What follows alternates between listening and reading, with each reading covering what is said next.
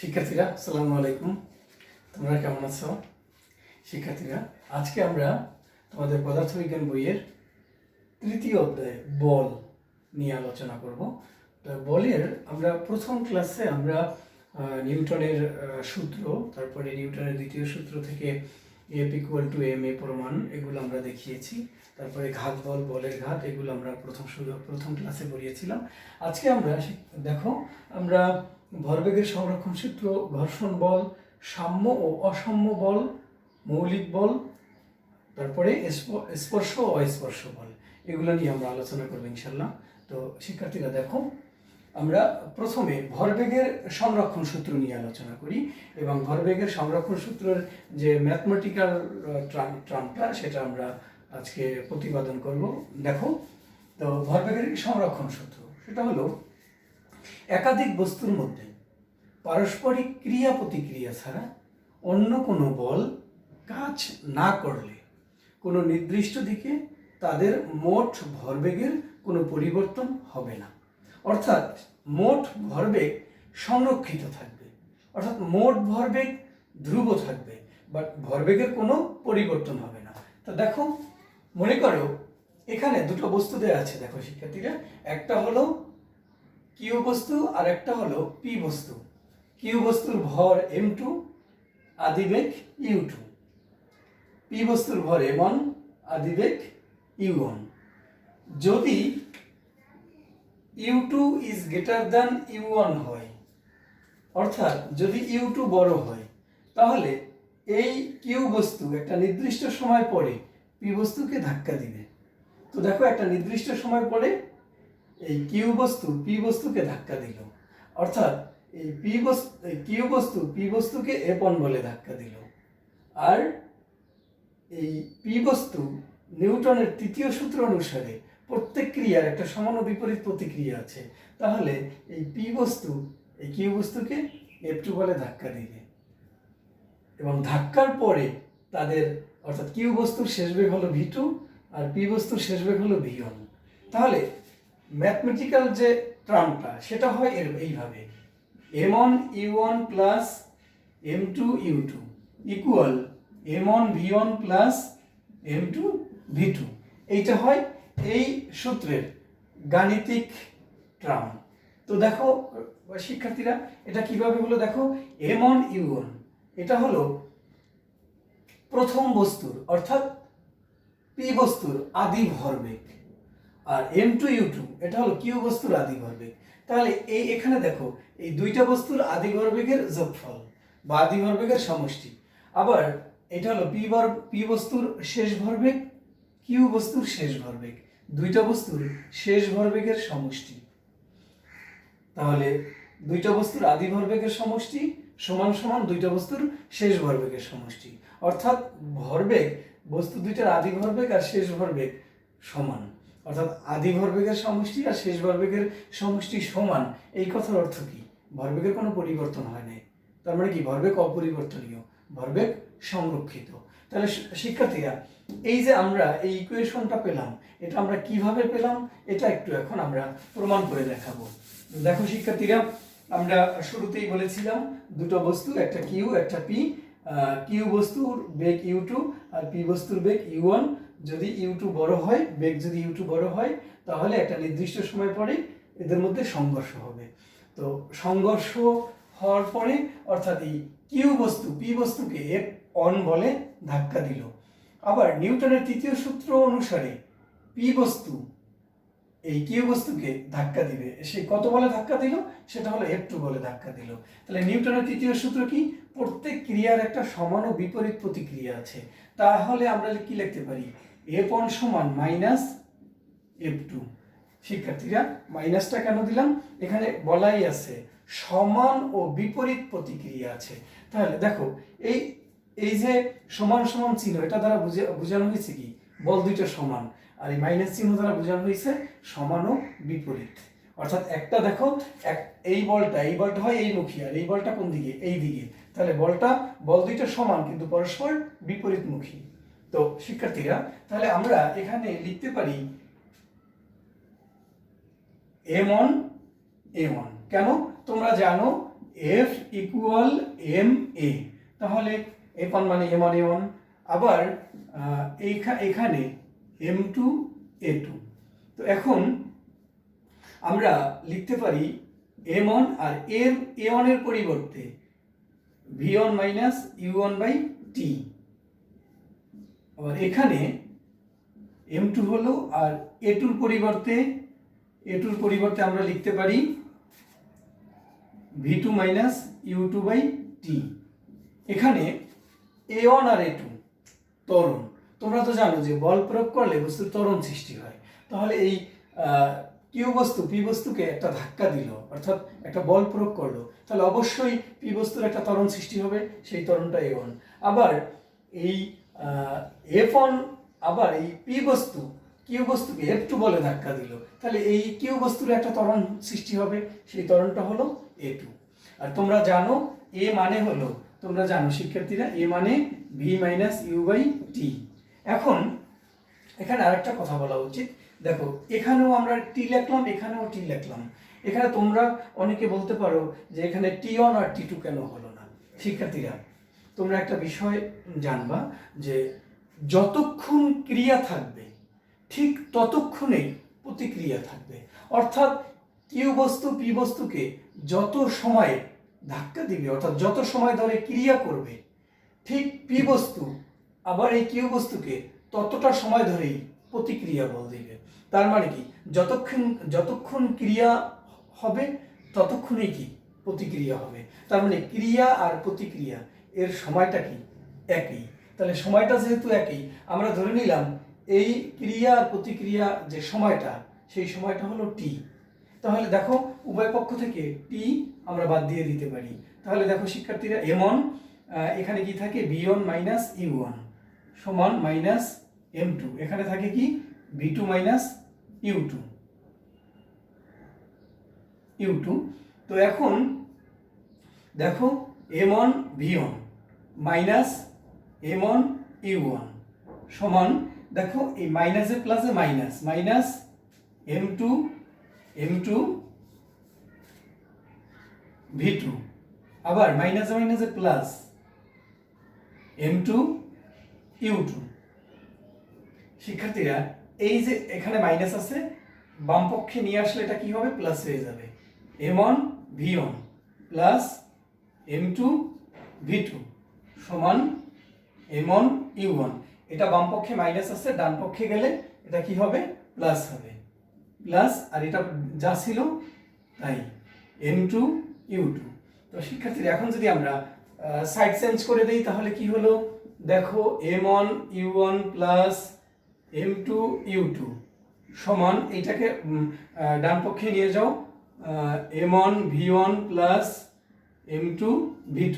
তো দেখো শিক্ষার্থীরা, এই যে আমরা ইকুয়েশনটা পেলাম, এইটাই হলো ভরবেগের সংরক্ষণ সূত্রের গাণিতিক সমাধান। তো দেখো এখানে কি পি বস্তুর আদি ভরবেগ, কিউ বস্তুর আদি ভরবেগ, বস্তু দুইটার আদি ভরবেগের সমষ্টি আর বস্তু দুইটার শেষ ভরবেগের সমষ্টি সমান। অর্থাৎ বস্তু দুইটার আদি ভরবেগের সমষ্টি আর বস্তু দুইটির শেষ ভরবেগের সমষ্টি সমান। এই কথার অর্থ কি? এই কথার অর্থ কি, ভরবেগের কোনো পরিবর্তন হয় নাই, ভরবেগ সংরক্ষিত থাকে। তাহলে আমরা কি বলতে পারি, একাধিক বস্তুর মধ্যে পারস্পরিক ক্রিয়া প্রতিক্রিয়া ছাড়া অন্য কোনো বল কাজ না করলে কোনো নির্দিষ্ট দিকে তাদের মোট ভরবেগের কোনো পরিবর্তন হবে না। তো এটাই হলো ভরবেগের সংরক্ষণ সূত্র। তো শিক্ষার্থীরা, এখন আমরা আজকের দ্বিতীয় টপিক পড়াবো, সেটা হলো কি, ঘর্ষণ বল। দেখো ঘর্ষণ বলটা কি, আগে আমরা এটা মুছে দেই।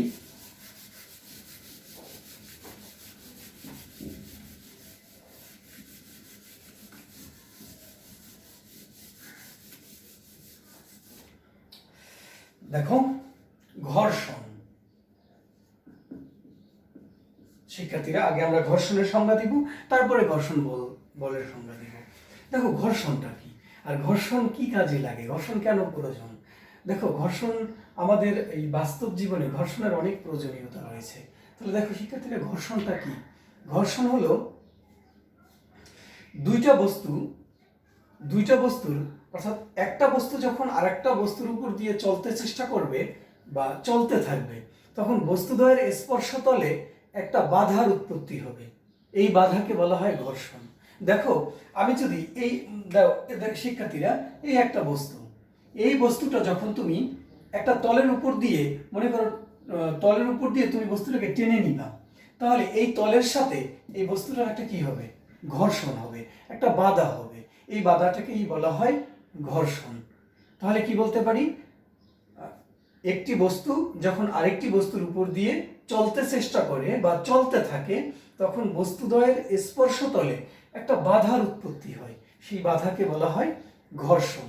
আর এই বাধার ফলে যে বল উৎপন্ন হয়, সেই বলকেই বলা হয় ঘর্ষণ বল। তো এখন শিক্ষার্থীরা, এই ঘর্ষণ কয় প্রকার? ঘর্ষণ হলো 4 প্রকার। 1 নম্বরে কি ঘর্ষণ? 4 প্রকার। 1 নম্বরে হলো স্থিতি ঘর্ষণ। স্থিতি ঘর্ষণ। 2 নম্বরে পিছলানো ঘর্ষণ। পিছলানো ঘর্ষণ। 3 নম্বরে হলো আবর্ত ঘর্ষণ। আবর্ত ঘর্ষণ। 4 নম্বরে হলো প্রবাহী ঘর্ষণ। প্রবাহী ঘর্ষণ। তো শিক্ষার্থীরা, আমরা কি বললাম? ঘর্ষণ 4 প্রকার। স্থিতি ঘর্ষণ, এই পিছলানো ঘর্ষণের আরেকটা নাম হলো গতি ঘর্ষণ, গতীয় ঘর্ষণ, আবর্ত ঘর্ষণ, প্রবাহী ঘর্ষণ। শিক্ষার্থীরা, স্থিতি ঘর্ষণটা কি? স্থিতি ঘর্ষণটা কি? দেখো, স্থিতি ঘর্ষণ হলো, শিক্ষার্থীরা তোমরা ধরে নাও এটা একটা তল, এই তলের উপরে একটা বস্তু রাখা আছে, এই একটা বস্তু। তো এখন এই বস্তুটাকে তুমি একটা বল প্রয়োগ করে বস্তুটাকে কি এখান থেকে সরিয়ে নিলাম। তো এখন যখন আমি বল প্রয়োগ করব, সাথে সাথেই কি বস্তুটার সরে যাবে না। বল প্রয়োগ করার পরে যতক্ষণ পর্যন্ত এই বস্তুটা গতিশীল না হবে, যখন তুমি এই বস্তুর উপরে বল প্রয়োগ করবা, যতক্ষণ পর্যন্ত বস্তুটা গতিশীল না হবে, ঠিক ততক্ষণ পর্যন্ত এই তলের সাথে যে ঘর্ষণটা হবে, সেটাই হলো কি? স্থিতি ঘর্ষণ। তাহলে স্থিতি ঘর্ষণের সংজ্ঞাটা কি? কোনো বস্তু আরেকটি বস্তুর উপর দিয়ে বা কোনো তলের উপরে থাকলে ওই বস্তুকে যখন বল প্রয়োগ করা হয়, ওই বস্তু দুটির মধ্যে যতক্ষণ পর্যন্ত আপেক্ষিক গতি সৃষ্টি না হয়, অর্থাৎ এই বস্তু দুটার আপেক্ষিক গতি যতক্ষণ পর্যন্ত সৃষ্টি না হবে, ততক্ষণ পর্যন্ত যে ঘর্ষণটা ক্রিয়া করবে, সেইটাকেই বলা হয় স্থিতি ঘর্ষণ। তবে শিক্ষার্থীরা, এই স্থিতি ঘর্ষণের কারণেই আমরা কি হাঁটতে পারি। আমরা স্থিতি ঘর্ষণ না থাকলে আমরা হাঁটতে পারতাম না। দেখো, আমরা যে এই পা রাখলাম, পা রাখার ফলে আমরা যে হাঁটতেছি, আমরা যখন পা রাখি তখন তলের সাথে আমাদের পায়ের একটা ঘর্ষণ হয়। এই ঘর্ষণটাই হলো কি? স্থিতি ঘর্ষণ। তো শিক্ষার্থীরা, এরপর হলো পিছলানো ঘর্ষণ। পিছলানো ঘর্ষণটা কি? পিছলানো ঘর্ষণ হলো একটা বস্তু যখন কোনো তলের উপর দিয়ে চলতে থাকে, অর্থাৎ তলের উপর দিয়ে যখন ঘেঁষে ঘেঁষে চলতে থাকে, অর্থাৎ তলের উপর দিয়ে যখন চলে, তখন যে ওই অর্থাৎ একটা বস্তু যখন গতিশীল থাকে, একটা বস্তু যখন গতিশীল থাকে এবং এই তলের সাথে ঘেঁষে যখন চলবে, তখন ওই বস্তুর সাথে তলের যে ঘর্ষণ হয়, সেইটাকে বলা হয় কি? পিছলানো ঘর্ষণ। দেখো শিক্ষার্থীরা, আমরা অনেক সময় যদি পিছলে পড়ে যাই, কি আমরা পিছলে অনেক দূরে চলে যাই, এই ঘর্ষণটা কি? তখন আমাদের পায়ের সাথে যে ভূমির যে ঘর্ষণটা হবে, সেটা কি? পিছলানো ঘর্ষণ বা গতি ঘর্ষণ। এরপরে আবর্ত ঘর্ষণ।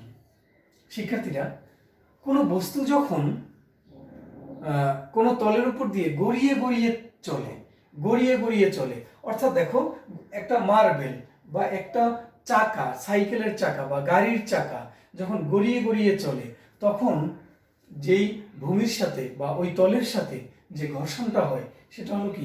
আবর্ত ঘর্ষণ। তাহলে সাইকেলের চাকার সাথে যে তার রাস্তার যে ঘর্ষণ বা গাড়ির চাকার সাথে রাস্তার যে ঘর্ষণ, একটা মার্বেলের, আমরা যদি একটা মার্বেল নিক্ষেপ করি সে মার্বেলের সাথে কোনো তলের যে ঘর্ষণ, সেটা কি ঘর্ষণ? আবর্ত ঘর্ষণ। তারপরে প্রবাহী ঘর্ষণ। প্রবাহী ঘর্ষণটা কি? প্রবাহী ঘর্ষণ হলো, শিক্ষার্থীরা, প্রবাহী পদার্থ মানে তরল বায়বীয় পদার্থ। তাহলে প্রবাহী ঘর্ষণ কি? কোনো বস্তু যখন কোনো তরল বা বায়বীয় পদার্থের মধ্য দিয়ে গতিশীল হয়, তখন ওই বস্তুটা যে বাধার সম্মুখীন হয়, সেই বাধাকে বলা হয় কি? প্রবাহী ঘর্ষণ। যেমন আমরা যখন সাঁতার কাটি তখন পানির সাথে আমাদের যে ঘর্ষণ হয় সেটা কি? প্রবাহী ঘর্ষণ। একটা মাছ যখন পানিতে সাঁতার কাটে, সেই মাছের সাথে পানির যে ঘর্ষণ হয় সেটা কি? প্রবাহী ঘর্ষণ। আর সবচেয়ে বড় উদাহরণ হলো, শিক্ষার্থীরা, তোমরা দেখতে পাচ্ছ যে আমাদের বাংলাদেশেও হচ্ছে, আমরা বিজয় দিবসের সময় দেখতে পাই যে প্যারাশুট দিয়ে সেনাবাহিনীরা হেলিকপ্টারে প্যারাশুট দিয়ে হেলিকপ্টার থেকে তারা নিচে নামে। তো এই যে প্যারাশুট দিয়ে নিচে নামে, প্যারাশুটের সাথে বায়ুর যে ঘর্ষণটা হয় সেটা অবশ্যই কি? প্রবাহী ঘর্ষণ। তোমরা তো জানো যে প্যারাশুট দিয়ে যখন নামে অভিকর্ষ বলের কারণে ওই মানুষটা নিচে নামতে পারে, কিন্তু প্যারাশুটের ক্ষেত্রফল অনেক বড়। তো এই প্যারাশুটের ক্ষেত্রফল বড় হওয়ার কারণে প্যারাশুটের ভিতরে বাতাস কি? একটা বাধা দেয়। বাতাস বাধা দেওয়ার কারণেই ওখানে ওই বাতাসের বাধাটা হয় উপরের দিকে, আর অভিকর্ষ বল হয় নিচের দিকে। তাহলে ওই অভিকর্ষ বলটাকে বাতাসের বাধা কি করে? একটা বাধা দেয়। অর্থাৎ অভিকর্ষ বলের বিরুদ্ধে ওই বাতাসের বাধাটা কাজ করে। তখন ওই যেই মানুষটা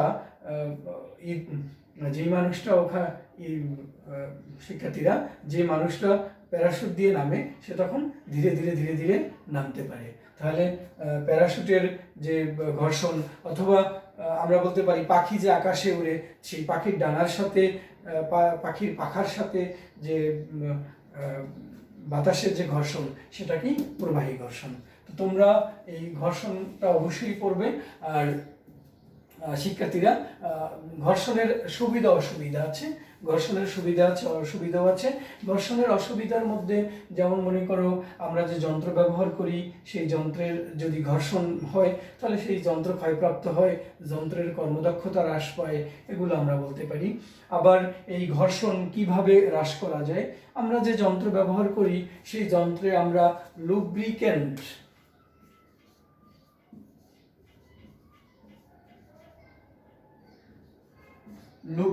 নামক এক ধরনের পদার্থ। লুব্রিকেন্ট কি আছে? এর মধ্যে তৈল আছে, মোবিল আছে বা গ্রিজ আছে। এগুলো যদি আমরা ব্যবহার করি তাহলে ঘর্ষণ বল অনেকটাই ঘর্ষণটা হ্রাস পায়। এরপরে আমরা আবার বল বেয়ারিং ব্যবহার করি।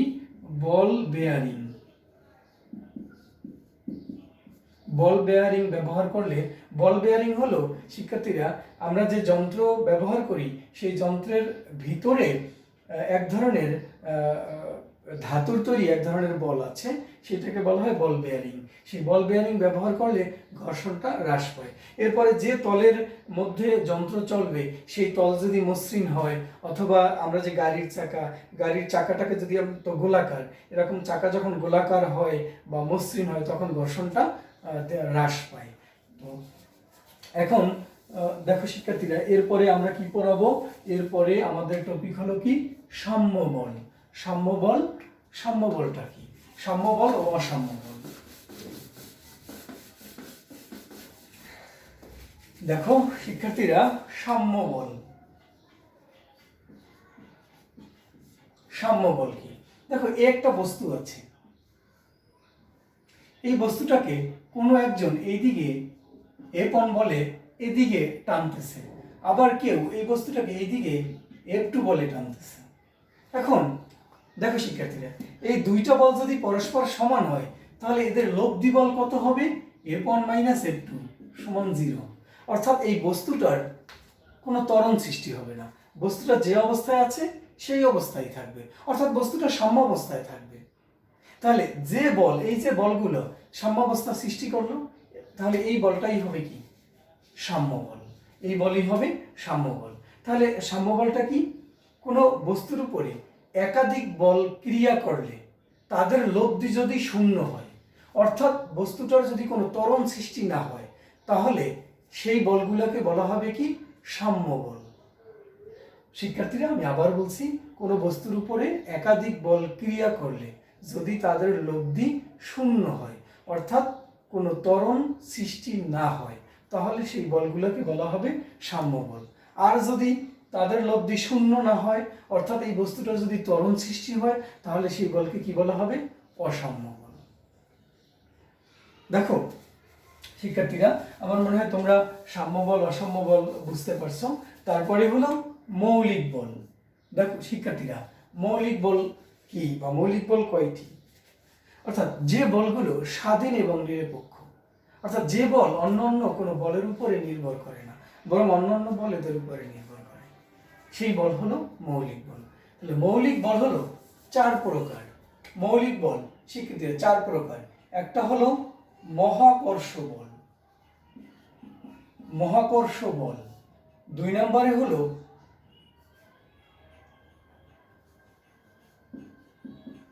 তাড়িৎ চৌম্বক বল, তাড়িৎ চৌম্বক বল। তারপরে 3 নম্বরে হলো সবল নিউক্লিয় বল।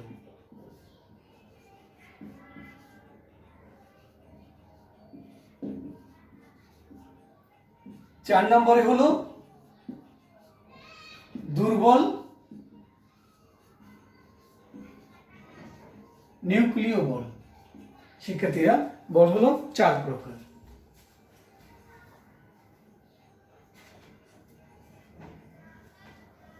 তো শিক্ষার্থীরা, মহাকর্ষ বল, তাড়িৎ চৌম্বক বল, সবল নিউক্লিয় বল এবং দুর্বল নিউক্লিয় বল, এই 4 প্রকার মৌলিক বলের কথা আমরা বলতে পারি। তো দেখো মহাকর্ষ বল কি? তোমরা মহাকর্ষ বলটা, এই বল সম্পর্কে তোমাদের ধারণা আছে। মহাবিশ্বের প্রত্যেকটা বস্তুকণা একে অপরকে নিজ দিকে আকর্ষণ করে, এই আকর্ষণকেই বলা হয় মহাকর্ষ বল। অর্থাৎ বস্তুর ভরের কারণে যে বল সৃষ্টি হয় সেই বলকেই বলা হয় মহাকর্ষ বল। মহাকর্ষ বল বস্তুর ভরের উপরে নির্ভর করে, যার ভর বেশি তার মহাকর্ষ বল বেশি, আর যার ভর কম তার মহাকর্ষ বল কম।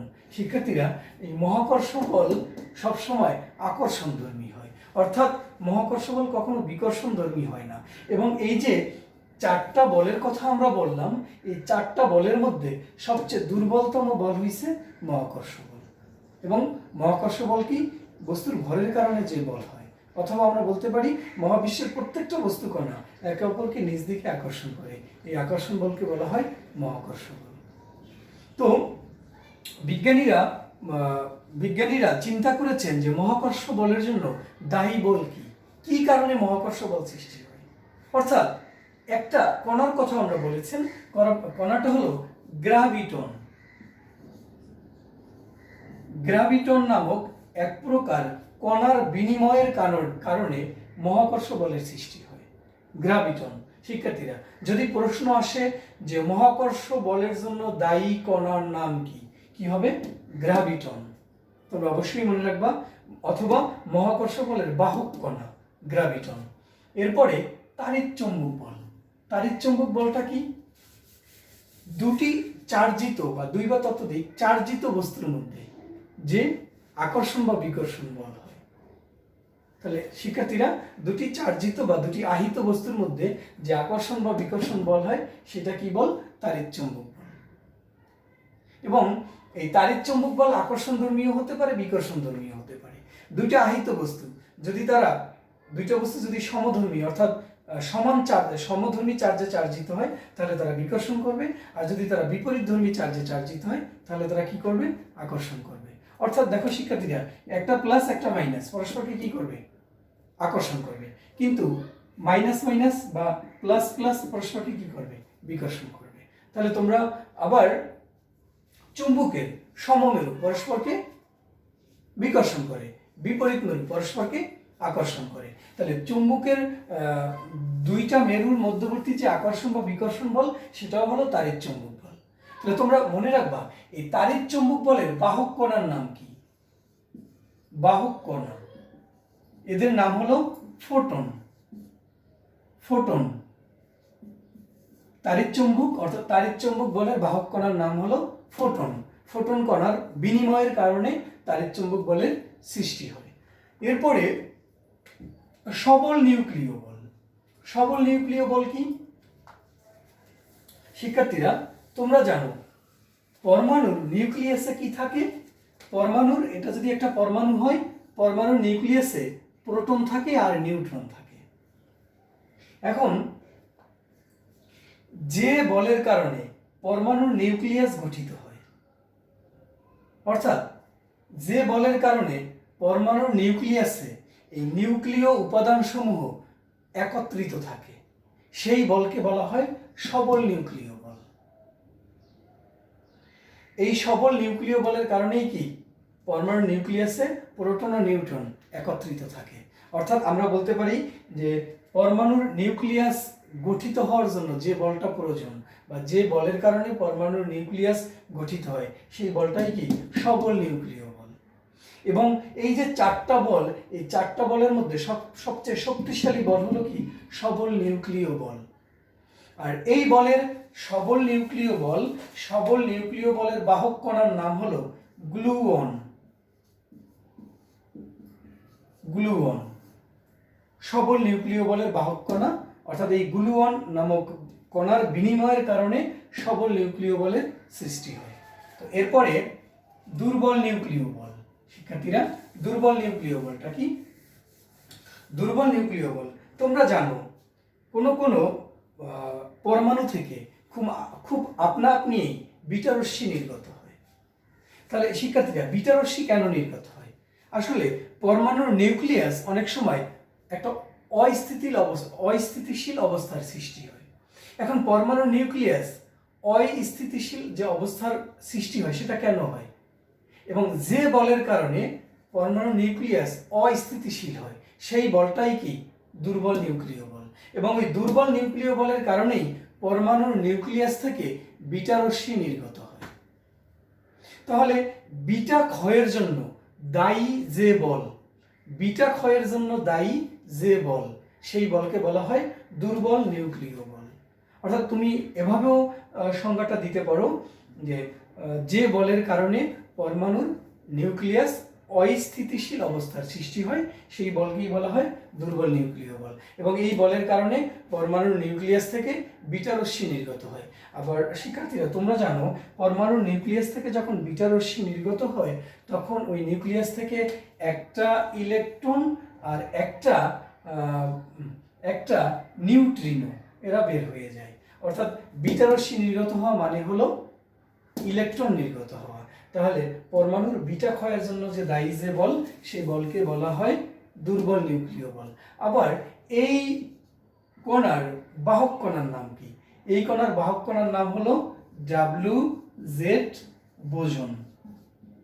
এই WZ বোসন কণা, এই বোসন কণার বিনিময়ের কারণে দুর্বল নিউক্লিয় বলের সৃষ্টি হয়। শিক্ষার্থীরা এরপর আজকের শেষ টপিক, সেটা হলো কি স্পর্শ বল আর অস্পর্শ বল। স্পর্শ বল অস্পর্শ বলটা কি? তোমরা এই বলটা সম্পর্কে তোমাদের ধারণা আছে, তারপরে দেখো শিক্ষার্থীরা স্পর্শ বল আর অস্পর্শ বলটা কি। দেখো স্পর্শ বল, স্পর্শ বল শিক্ষার্থীরা এই বস্তুটাকে তুমি ধাক্কা দিবা, তাহলে বস্তুটা সরে যাবে। তাহলে কি হলো? ধাক্কা দিলে এই বস্তুটাকে তোমার স্পর্শ করতে হবে। অর্থাৎ দুইটা বস্তুর পরস্পরের সংস্পর্শে, অর্থাৎ পরস্পরের প্রত্যক্ষ সংস্পর্শে যে বল সৃষ্টি হয় সেটা হলো স্পর্শ বল। দুটি বস্তুর প্রত্যক্ষ সংস্পর্শের কারণে যে বল হয় সেটা হলো স্পর্শ বল।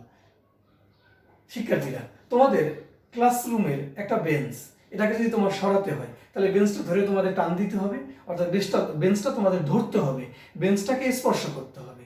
তাহলে তুমি যে বলটা দিবা সেটা বেঞ্চটাকে স্পর্শ করে দিবা, সেটা হলো স্পর্শ বল। আবার অস্পর্শ বল কি?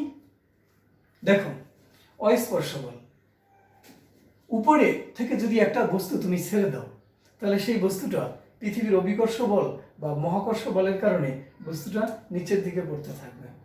তাহলে এখানে পৃথিবী আর ওই বস্তুর স্পর্শ লাগে না, বস্তুটা আপনা আপনি নিচের দিকে পড়বে। তাহলে আমরা বলতে পারি মহাকর্ষ বল একটা অস্পর্শ বল, এখানে স্পর্শ না করলেও মহাকর্ষ বল সৃষ্টি হয়। আবার শিক্ষার্থীরা, এখানে আমরা একটা চুম্বক রাখলাম, এই একটা চুম্বক, দণ্ড চুম্বক, আর এই একটা লোহা রাখলাম। তাহলে এই চুম্বক এই লোহাকে কি করবে? আকর্ষণ করবে। এটা স্পর্শ না করালেও আকর্ষণ করবে। আবার এটা যদি চুম্বকের নর্থ মেরু হয়, আর এই একটা চুম্বক এটাও যদি এর নর্থ মেরু হয়, তাহলে চুম্বকের উত্তর মেরু পরস্পরকে কি করবে? বিকর্ষণ করবে। এদের মধ্যে একটা বিকর্ষণ বল হয়। তাহলে এটা এখানে কিন্তু স্পর্শ করা লাগে না। তাহলে চুম্বক বল, মহাকর্ষ বল বা তাড়িৎচুম্বক বল সবই কি? অস্পর্শ বল। অর্থাৎ দুটি বস্তুর প্রত্যক্ষ সংস্পর্শ ছাড়া যে বল সৃষ্টি হয় তাকে বলা হয় কি? অস্পর্শ বল। তাহলে শিক্ষার্থীরা, তোমরা এ পর্যন্ত আজকে পড়ো। আর তোমরা আমাকে অবশ্যই কমেন্ট করে জানাবা যে তোমরা বুঝতেছো কি না। আর যেখানে তোমরা বুঝতেছো না তোমরা সেখানে অবশ্যই কমেন্ট করে লিখে দিবা। তাহলে আমি অবশ্যই তোমাদের সেই বিষয়গুলো পরবর্তী ক্লাসে আবার বুঝিয়ে দিব, অথবা আমি তোমাদের ওখানে কমেন্টের নিচে আমি লিখে দিব যে কোথায় কি তোমাদের সমস্যা হয়েছে। আর এরপরে আমি তোমাদের আগামী ক্লাসে এই অধ্যায়ের ম্যাথমেটিক্স নিয়ে আলোচনা করব। এই অধ্যায়ের আমরা অনেক সৃজনশীল পড়ব। সৃজনশীল আগামী ক্লাসে আমরা তোমাদের সৃজনশীল নিয়ে আলোচনা করব। তো শিক্ষার্থীরা, আজকে পর্যন্তই। ধন্যবাদ তোমাদের।